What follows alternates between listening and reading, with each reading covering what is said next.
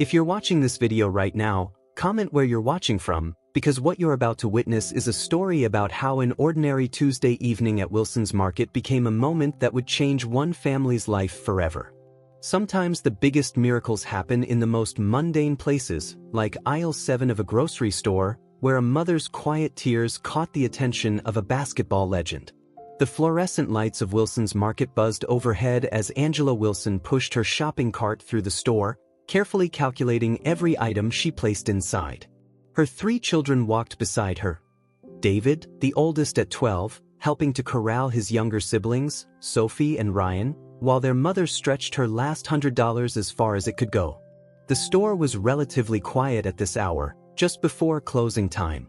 Patricia Brown, the night manager, had seen Angela coming in later and later these days, waiting for the evening markdowns, trying to make her modest salary from 2 jobs cover the endless expenses of raising 3 growing children alone. David kept his siblings occupied by making a game of finding the cheapest versions of everything they needed.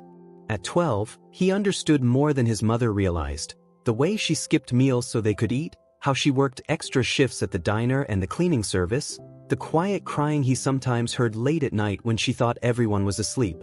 Angela paused in the cereal aisle, comparing prices and serving sizes, when Sophie innocently asked for the brand she'd seen advertised on TV. "Maybe next time, sweetheart," Angela said, the words catching slightly in her throat. It was the same answer she'd been giving for months now, ever since their father had left them with nothing but bills and broken promises. James Taylor, stocking shelves nearby, had watched Angela's family come in 3 times that week, each time leaving with a smaller cart of groceries. He'd seen how she carefully separated her items into necessary and, if there's enough left, piles at checkout, often having to leave behind more than she could take home. The children had learned to ask for less, to understand the difference between need and want, but they were still children. Ryan's eyes lingered on the fruit snacks he used to find in his lunchbox. Sophie quietly put back the juice boxes she'd hopefully added to the cart. David pretended not to notice when his mother slipped his favorite granola bars back onto the shelf. As Angela reached the checkout line, she began the familiar ritual of adding up her items on her phone's calculator. David watched the numbers climb, saw his mother's face tighten with each addition. They were already skipping items they usually considered essential, but the total was still creeping too high. Patricia Brown was working the register herself that night, having sent home one of her cashiers who was fighting a cold. She'd known Angela for years, had watched her children grow, had seen the gradual shift from comfortable shopping to careful rationing. Tonight, something was different. Angela's hands trembled slightly as she arranged her items on the conveyor belt.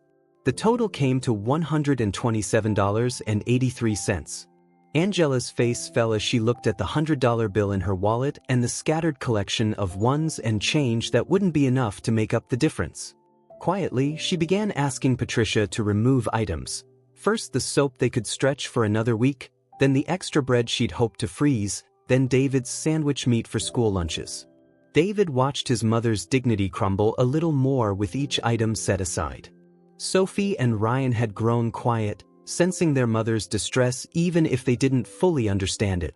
The small pile of unpurchased necessities grew as Angela tried to get the total under her available funds. It was then that Michael Jordan walked into Wilson's Market. He hadn't planned to stop at this small grocery store. He was supposed to be at a charity event across town. But a wrong turn and a need for a bottle of water had led him here, to this moment, to this checkout line where a family's quiet crisis was unfolding. James Taylor noticed him first, almost dropping the box of cereal he was shelving. Jordan was dressed casually in jeans and a dark jacket, a baseball cap pulled low, but there was no mistaking his presence. He moved through the store with that characteristic athletic grace, heading for the beverage aisle. Angela was too focused on her calculations to notice the legendary athlete nearby, too busy trying to decide if they could make it another day without milk, another week without fresh vegetables. David, however, froze in place.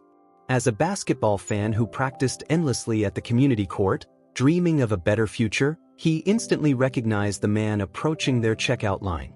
Patricia Brown had seen many customers face similar struggles, had often wished she could do more to help. She'd started keeping track of which items were about to be marked down, making sure Angela knew when sales were coming up. But tonight, watching this mother fight back tears as she tried to provide for her children felt different. If you're still watching, leave a comment about a time when you witnessed someone's quiet struggle, because what happened next at Wilson's Market wasn't just about a celebrity's random act of kindness, it was about how sometimes, in our darkest moments, help comes from the most unexpected places.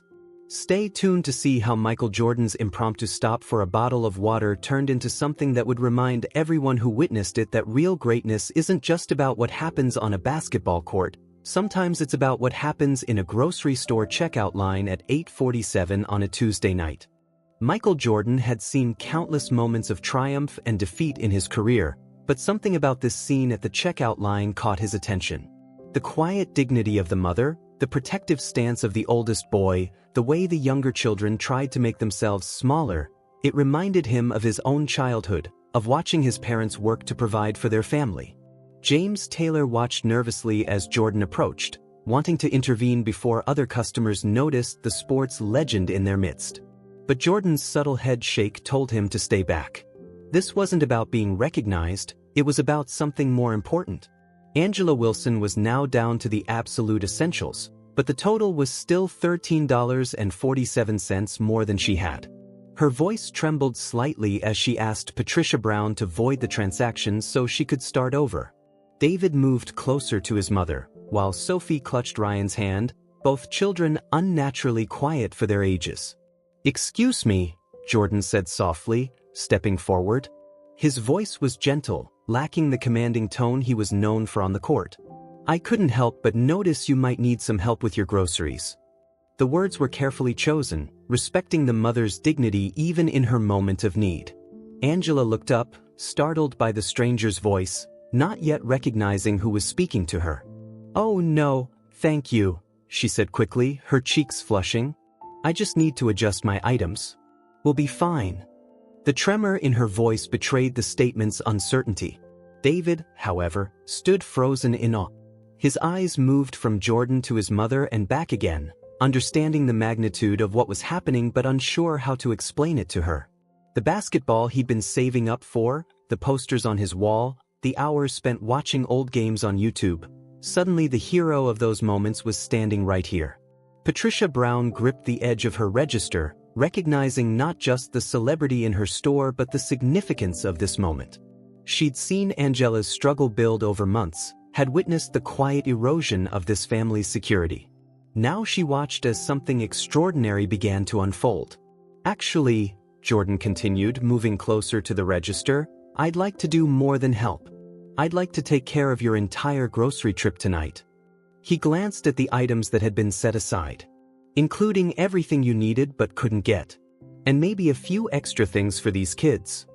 Sophie looked up at the tall stranger, not understanding his fame but sensing something special in how the adults were reacting. "Mommy," she whispered, tugging at Angela's sleeve, "is he an angel?" The innocent question brought unexpected tears to Patricia's eyes. "No, sweetheart," David said, his voice filled with awe. "He's Michael Jordan.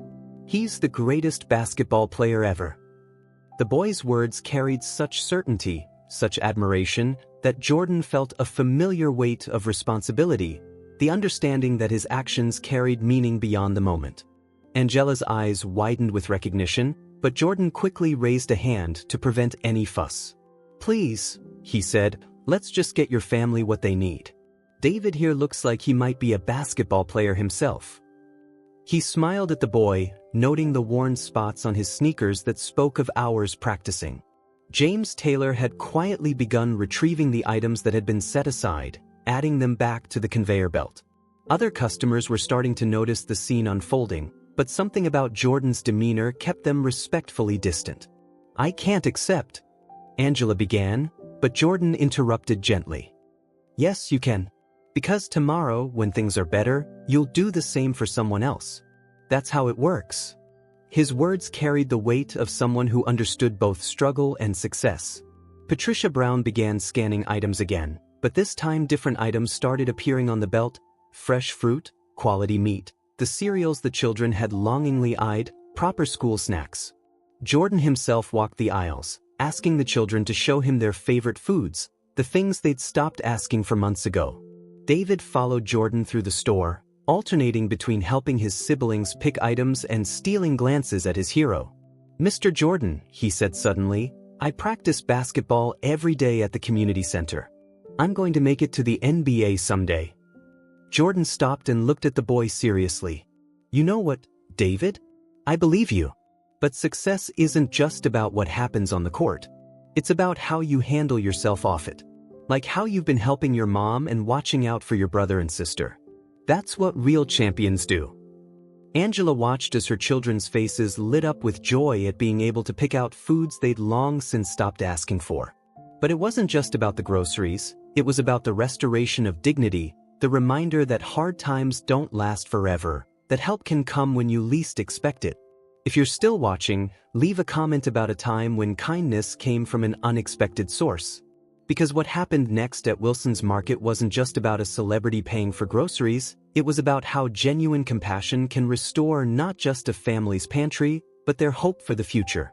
Stay tuned to see how Michael Jordan turned a chance encounter into something that would change not just one family's evening, but their entire perspective on what's possible when people choose to see and help each other. As the groceries piled up at the checkout counter, something more than just food was being restored at Wilson's Market. Patricia Brown watched as Angela Wilson stood straighter, as if a physical weight was lifting from her shoulders. The change wasn't just about full shopping bags, it was about the return of possibilities. Michael Jordan had moved beyond simply paying for necessities. He walked the aisles with David, talking about more than just basketball. "Your mom tells me you help with your siblings, keep your grades up, never complain about the hard times," Jordan said. "That's the kind of discipline champions are made of."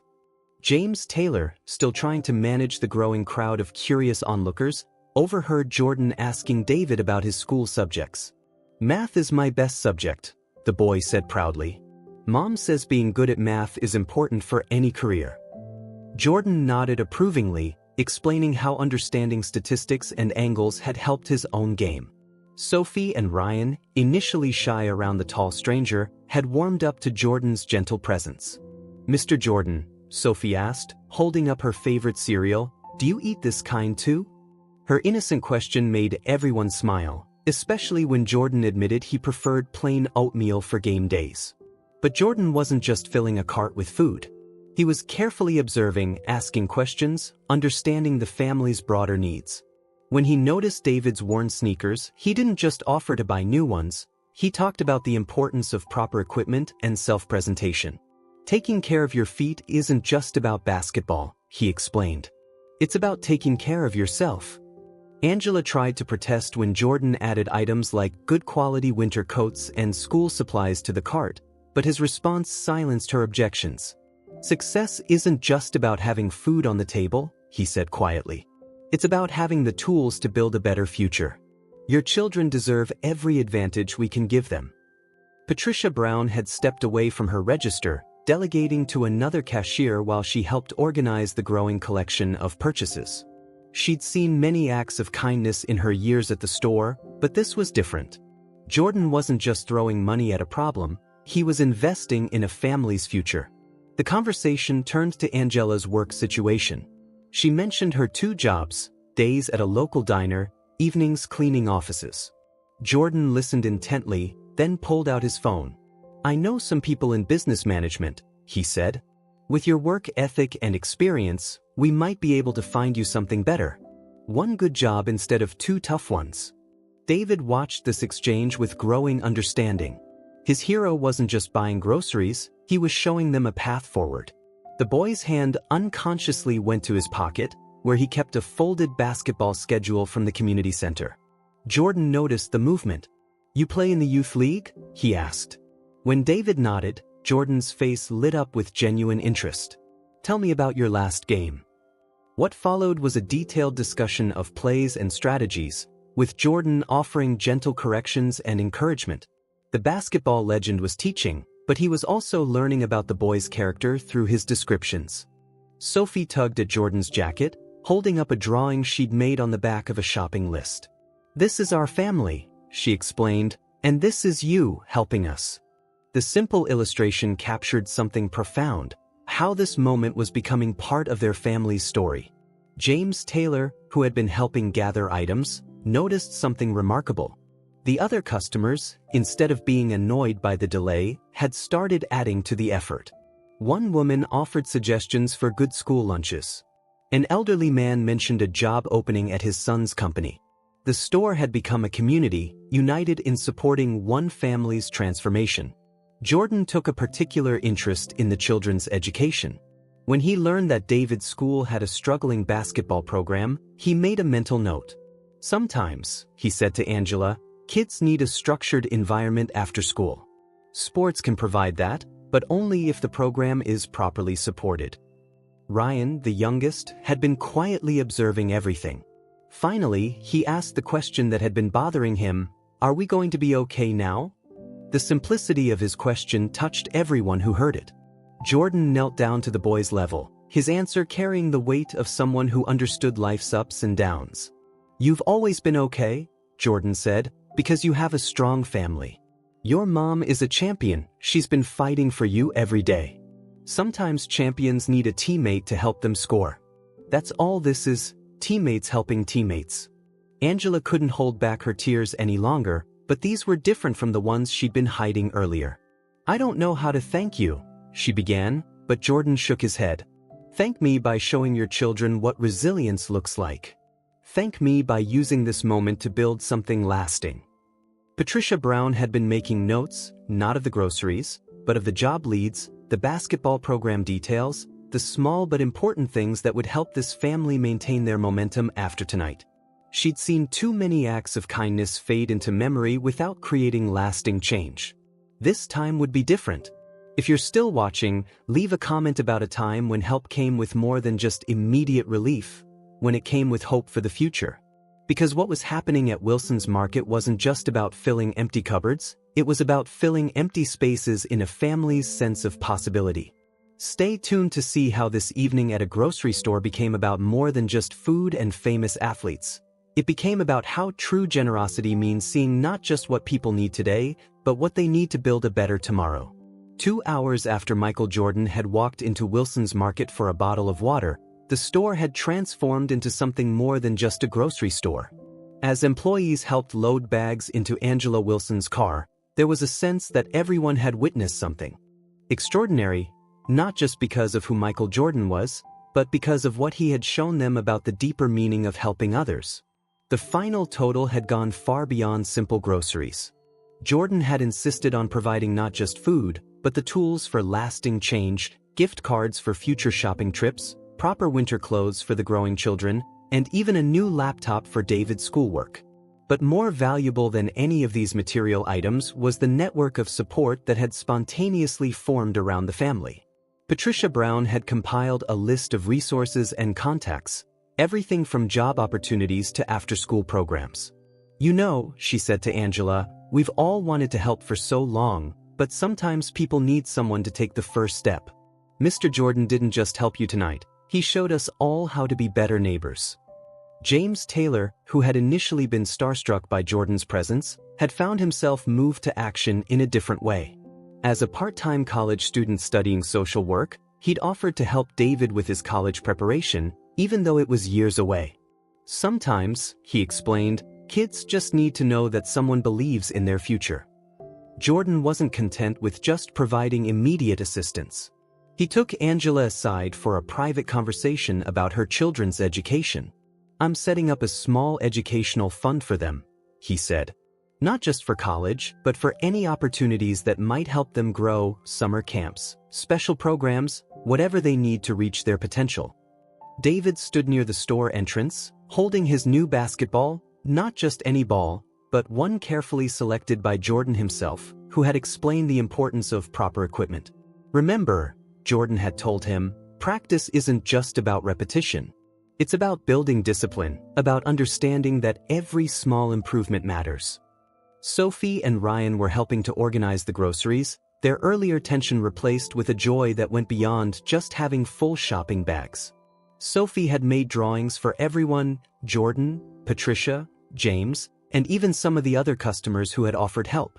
Each picture showed smiling faces and hearts, capturing the evening's spirit through a child's eyes.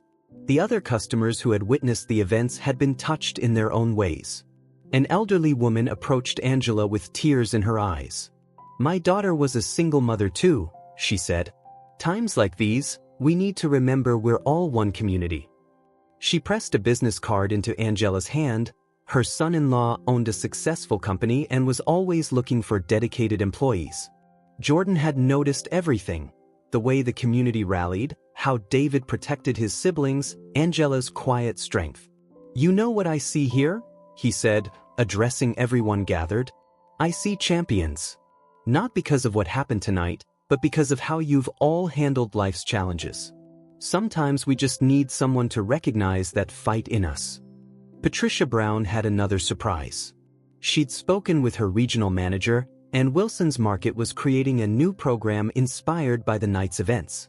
They would partner with local charities to help families in similar situations, proving that one act of kindness could create ripples of change throughout a community.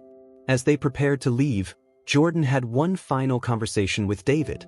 "Success isn't just about talent," he said, his voice carrying the weight of experience.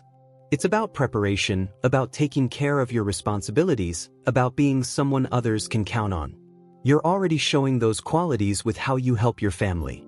Angela, overwhelmed by the evening's events, finally found her voice. "How can we ever repay this kindness?" she asked. Jordan's response carried the wisdom of someone who understood the true nature of giving. "By believing in yourself as much as we believe in you. By showing your children that hard times don't define you, how you handle them does." The younger children were tired but happy, their world suddenly fuller with possibilities. Ryan held onto his new winter coat like a treasure, while Sophie clutched a notebook Jordan had given her, encouraging her to keep drawing and dreaming. These weren't just gifts, they were investments in their future confidence and security. James Taylor, helping with the last of the bags, overheard Jordan making arrangements on his phone. The basketball legend wasn't just walking away, he was setting up connections with local business leaders, education programs, and sports organizations. This wasn't charity, it was community building. As they finally prepared to leave, Patricia Brown noticed something remarkable. Angela Wilson walked differently now, not beaten down by circumstances, but standing tall, ready to face tomorrow's challenges with new resources and renewed hope. Her children walked differently too, especially David, who carried himself with the quiet confidence of someone who had been seen and validated by his hero. Jordan's final gesture wasn't about money or material things. He gave each child a card with his personal number. "This isn't just for emergencies," he explained to Angela. "It's to remind you that you're not alone anymore.